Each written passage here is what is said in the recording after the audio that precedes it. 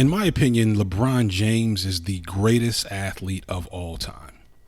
Not just better than Jordan and Kobe, but also Brady, Iron Mike, Babe, Willie, Serena, Agasi, Tiger, Phelps, and whoever is good at hockey. I don't watch hockey, but I'm sure there's somebody there in that category. And I know immediately there will be people who bristle at this notion, and this may end up being my most disliked video ever, although that's not saying much.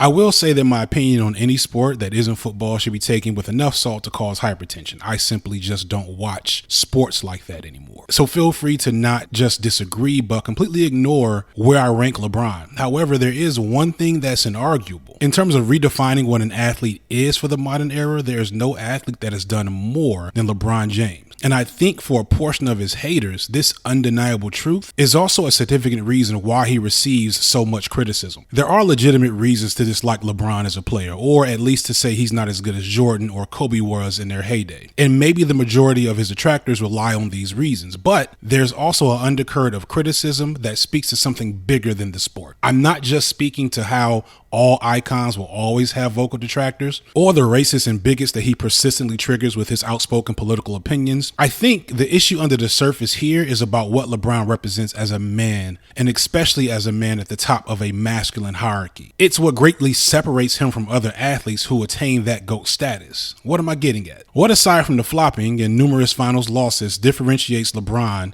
and fuels a significant portion of his criticism? That's what I'm going to explain today with a little bit of light work.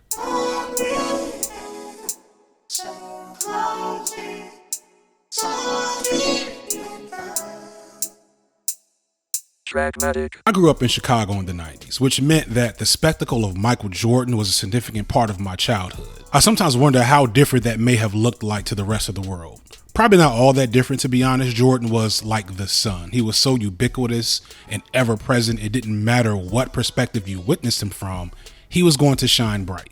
Jordan changed what it meant to be a professional athlete. However, there's one thing that I knew growing up in Chicago that maybe most of the world wasn't aware of until this past spring with the release of The Last Dance, which was that Jordan was kind of an awful person. I think this is probably the key to his superstardom. The fact that Jordan, the NBA, and his handlers were able to successfully hide the fact that he was kind of a dick. It helps that Jordan's vices were just being overly competitive and single-minded and not drugs or women, so he never courted any severe scandals. But the reality is that the smiling, vibrant Jordan that was sold hid the sociopathic tendencies that drove him to greatness. If you know sports, then you know that Jordan's intensity is not unique.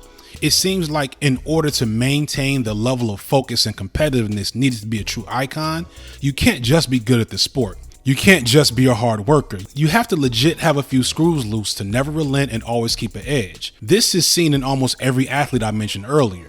The best of them just seem a bit off, and the worst of them had ugly and unfortunate scandals follow them.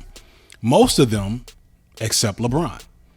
To me, this is at the core of LeBron's criticism. It's not an explicit thing. I don't think that many dudes are consciously aware of how this difference affects their perception, but I think it's definitely a key ingredient.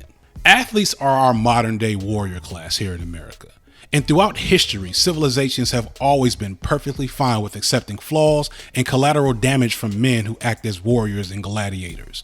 If you are a Spartan, a gladiator, a bullfighter, or a soldier, then society will give allowances for you to sometimes break other social contracts. And on some level, that makes sense. We wean warriors on violence and conflict. In a way, it's unfair to assume that it's possible to immediately turn all that off.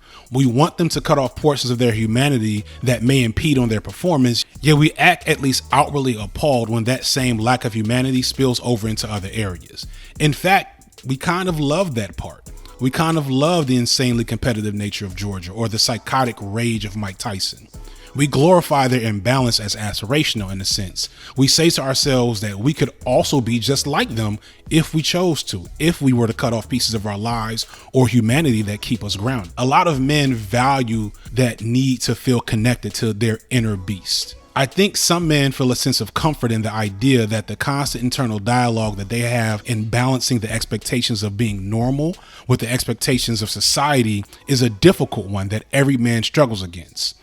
We need to know that other men often have the same struggles. We use sports as an outlet for that constant pressure.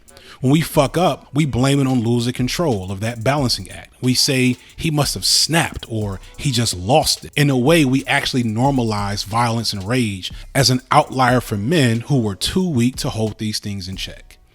But for LeBron, that's just not the case. LeBron seems in complete control of himself at all times, both on and off the court. LeBron exhibits a thoughtfulness and humanity that supposedly should impede on his ability to be great. But sports fans are looking for that intense single-mindedness of Jordan. They more comfortably identify with the gladiator that only has victory on their mind. But this is quickly becoming an outdated standard for masculinity. More and more men these days are opting out of this contract of stoicism and constantly balancing rage with discipline, of working ourselves to death and neglecting our needs and the needs of others in the name of playing that role.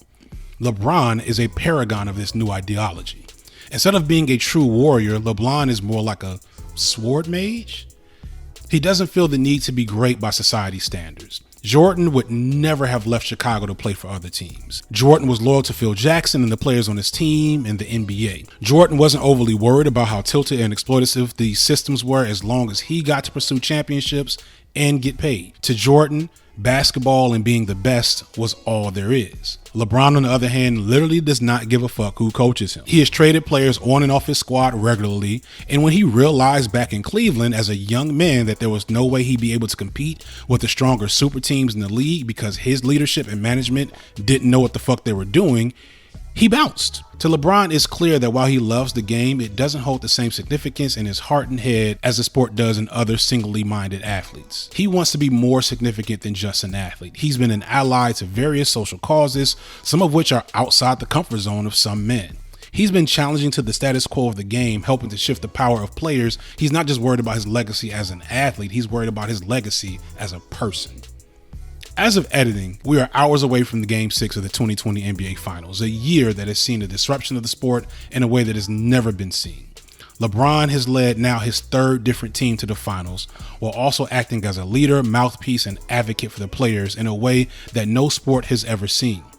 It's partially why the NBA has had such cohesion and success in the face of this year's turmoil, while football and baseball had constant struggles. He may lose this game and this series. It wouldn't be the first. And surely it would further diminish his claim to the GOAT moniker. But to me, it feels like that wouldn't matter to his legacy as a player and sports figure. It's that element of not being defined and limited by his prescribed role that makes him a bigger target for criticism. It's not just really criticism of LeBron. The reality is, it's the criticism of men in general who push against social norms and expectations and challenge complacent views of what is expected from men, but are still able to be alphas among men, to be dominant and to be great, and for the most part better than men who stuck to the script. So ring for or not, in my book, there's none greater than the king. That's all I got for today, y'all. Peace. This video was definitely me pulling an audible. I wanted to get it out before the championship was over. I appreciate y'all watching the video. Please take a moment to like, share, and subscribe. I've been going at it hard. I think this is my 5th or 6th video in a row every week for the last over a month. I hope it's paying dividends. I hope y'all are appreciating what I do. If you do, please, again, like, share, and subscribe. Leave me a comment as to how you feel about LeBron as the GOAT or not. Don't forget to ring that bell so you can be here every Monday or every other Monday for what I do next. And yeah, that's it, y'all. Peace.